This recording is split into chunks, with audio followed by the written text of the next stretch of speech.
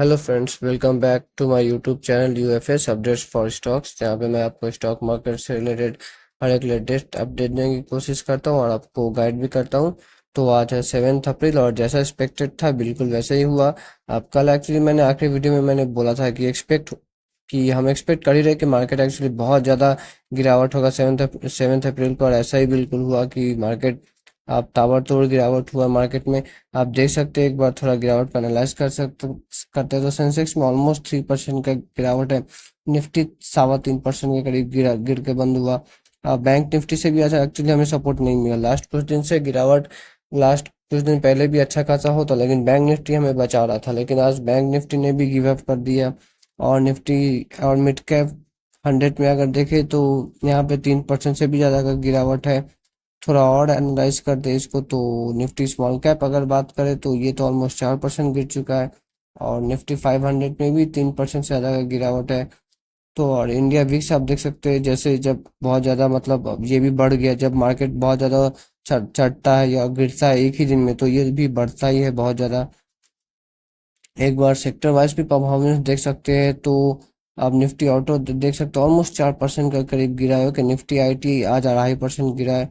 आप PSU bank fin Nifty fin भी देख सकते हैं आप 3.5% गिरा है और फार्मा जो है ये भी 2.75% गिरा। तो मतलब एक जो ब्रॉड बेस हम गिरावट बोले ना, mid caps, small caps, large caps, आप सेक्टर वाइज भी अगर आप बात करें। Okay, IT sector, metal sector का तो अब मतलब आज बहुत पिटाई हुआ है। आप देख सकते हैं मेटल सेक्टर ही एक्चुअली सेक्टर वाइज मैं बोलूँ तो आज सबसे ज़्यादा गिरा, ऑलमोस्ट 7% के करीब गिरावट हुआ है। वहीं एफएमसीजी ने आज थोड़ा रेसिलियंस दिखाया, यहाँ पे थोड़ा गिरावट कम हुआ है। तो कुछ दिन पहले एक्चुअली मुझे याद है, मैं एक न्यूज़ कवर कर रहा था एचयूएल और नेस्ले से रिलेटेड, तो मैंने वहाँ पे बोला था कि ये स्टॉक्स गिरेंगी तो नहीं, भले बहुत ज़्यादा भागेंगी नहीं, लेकिन बहुत ज़्यादा गिरेंगे भी नहीं, आपका पैसा प्रोटेक्ट करेंगी। तो वही एफएमसीजी ने भी अपना नेचर दिखाया कि मतलब इतना गिरता बाजार में भी सिर्फ 1% ही गिरा है। और भी अलग अलग आप देख सकते हैं, आप निफ्टी एनर्जी 2.7% गिरावट। तो वीडियो में समझेंगे दोस्तों कि गिरावट का रीज़न क्या है। आप देख सकते हैं एकमात्र निफ्टी 50 में कंपनी जो पॉजिटिव में बंद हुआ वो एचयूएल है। ओके, तो जी हाँ, ये कंपनी भले भागे बहुत ना, बहुत ज़्यादा नहीं भागते, बट हाँ इसने दिखाया है कि ये कितना डिफेंसिव स्टॉक्स है। वहीं अगर गिरने वाले कंपनीज की बात करें तो कोई कमी नहीं है। ट्रेंड आप देख सकते हैं ऑलमोस्ट 15% के करीब गिरावट, एक्चुअली सुबह में तो ये 18-19% भी गिर चुका था। टाटा स्टील 7% के करीब गिर चुका है। ओके, जेएसडब्ल्यू स्टील मतलब मेटल सेक्टर, मैंने इंडेक्स में भी आपको सेक्टर में भी दिखाया कि मेटल का जो सेक्टर है बहुत ज़्यादा गिरा। और यहाँ पे आप इंडिविजुअली स्टॉक में भी देख सकते हैं, 4 में से 3 स्टॉक तो निफ्टी मेटल से ही है। तो मेटल सेक्टर में तो बहुत पिटाई हुआ वही ट्रम्प टैरिफ के बाद से। अब अगर आपको लगता है कि हमारा मार्केट बहुत गिरा है तो एक बार आप फॉरेन कंट्रीज का, दूसरे कंट्रीज का मार्केट देखिए तो आपको लगेगा कि नहीं, हमारा मार्केट तो मतलब फिर भी बहुत कम गिरा है। यहाँ पे यूरोपियन मार्केट में फ्राइडे को भी बहुत गिरावट हुआ था, मतलब 4-4, 5-5%, और आज भी वही वैसे ही गिर रहे हैं ये लोग 4-4, 5-5%। हम तो तब भी मतलब 3% के करीब ही गिरे हैं। लेकिन आप यूरोपियन मार्केट्स अगर देखें या एशियन मार्केट्स आप देखें, जापान का मार्केट आप एक बार को देखें, जापान का मार्केट ऑलमोस्ट 9% गिर चुका है।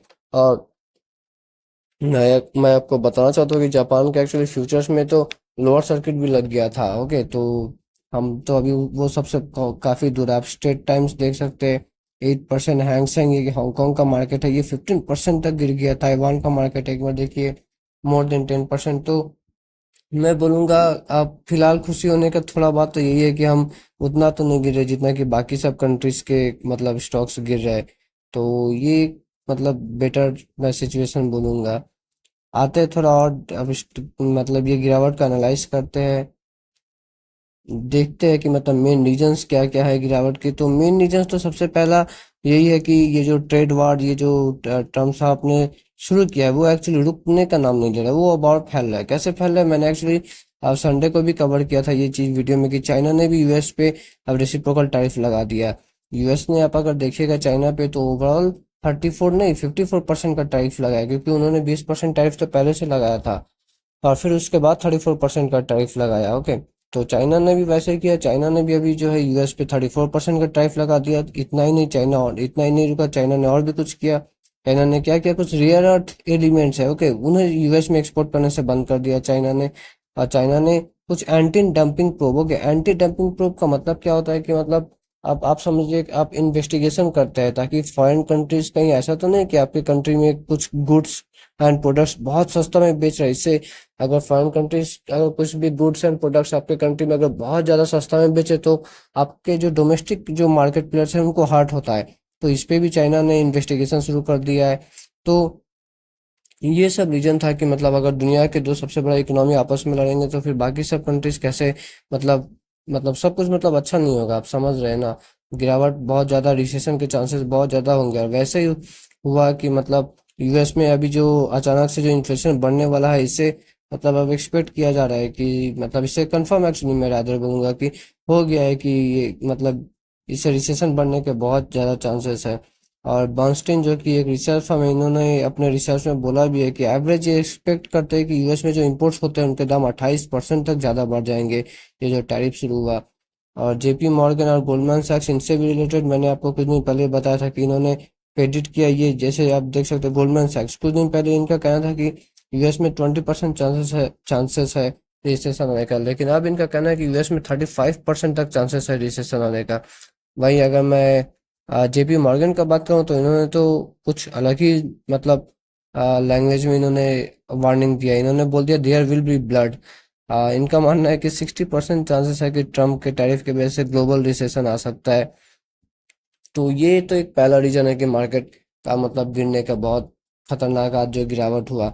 दूसरा रीजन थोड़ा और भी समझते हैं तो दूसरा ये है कि हमारे इंडियन कंपनीज भी बहुत सारे हर्ट होंगे। ओके, जैसे कि ये आपने सुना होगा कि टाटा मोटर्स ने एक्चुअली जेएलआर का जो मतलब जो गाड़ी है, ओके, उन्हें अमेरिका में बेचने से उन्होंने बंद कर दिया। तो मतलब ऑटोमोबाइल सेक्टर्स को बहुत ज़्यादा हर्ट होगा।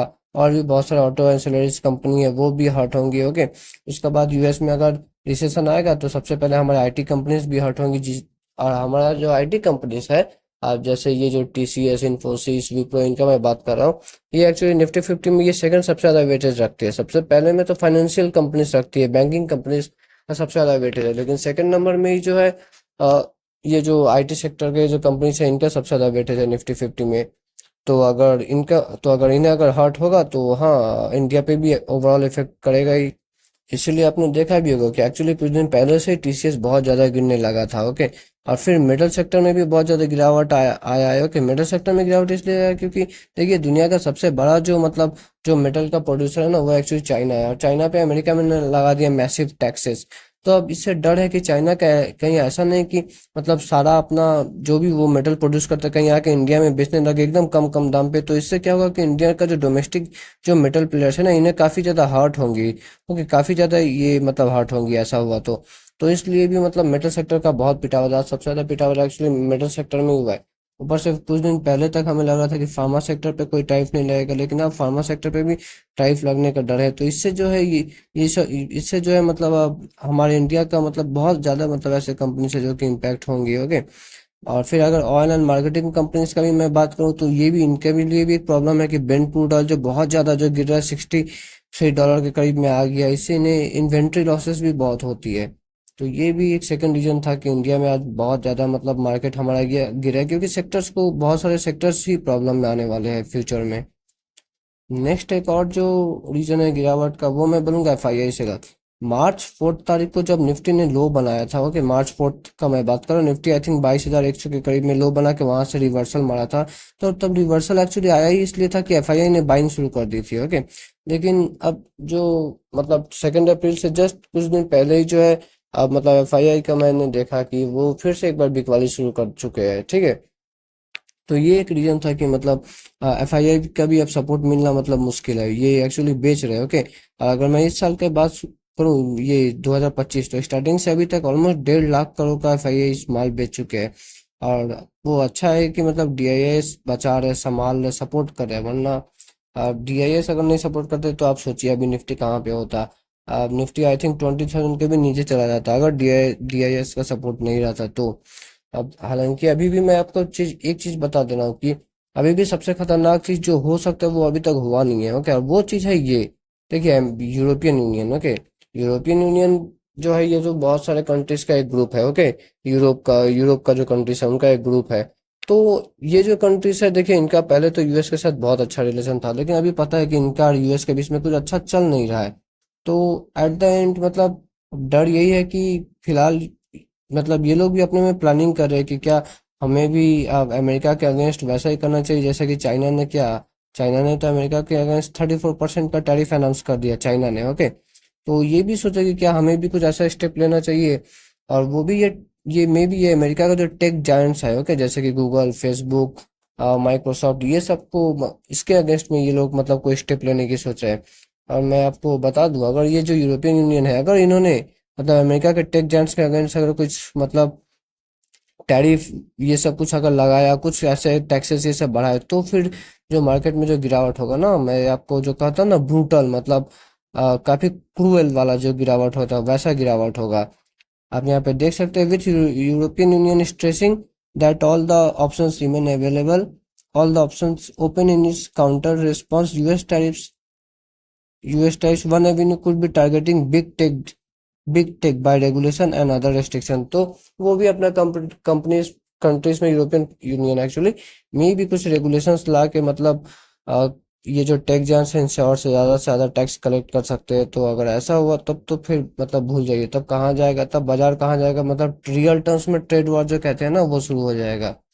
हालांकि आज का जो गिरावट था इसका मैं एक चीज अच्छा बोलूंगा कि निफ्टी जो बंद हुआ, निफ्टी का जो क्लोजिंग प्राइस था ना वो ऑलमोस्ट डे का टॉप पे ही निफ्टी जाके बंद हुआ। तो ये काफी पॉजिटिव है, मतलब टेक्निकली अगर आप देखें तो ये काफी पॉजिटिव चीज है कि निफ्टी एकदम डे के हाई पे जाके बंद हुआ। आप देख सकते हैं ये निफ्टी का आज का एक्चुअली मतलब ये बार है, तो ये ऑलमोस्ट 22,200 54 का हाई था और उसी के आसपास जाके बंद हुआ, जबकि लो था 22,743 का। तो इससे काफी दूर ऑलमोस्ट डे का मतलब हाई पे आके निफ्टी क्लोज हुआ। तो आज के इस वीडियो में इतना ही दोस्तों, अगर आपको अच्छा लगा होगा तो make sure you like and subscribe my YouTube channel. तब तक के लिए टाटा बाय बाय।